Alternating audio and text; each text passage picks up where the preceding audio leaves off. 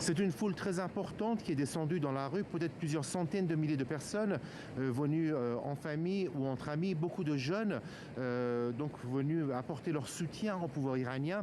Le président Raïssi a dénoncé dans son discours ce qu'il a appelé un complot des pays occidentaux qui ont, selon lui, tenté de déstabiliser le pouvoir iranien en soutenant le mouvement de protestation.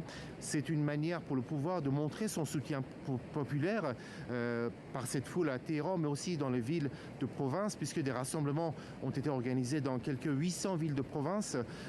Beaucoup de monde aussi, selon les images de la télévision iranienne, dans ces rassemblements en province. C'est une manière pour le pouvoir de montrer son soutien populaire.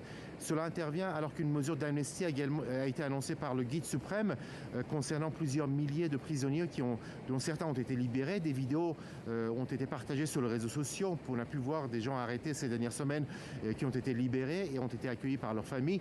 C'est le cas de Fariba Adelkha, cette chercheuse franco-iranienne qui a été libérée hier soir, mais on ne sait pas si elle pourra quitter le territoire iranien puisqu'elle doit obtenir son passeport iranien pour pouvoir sortir d'Iran.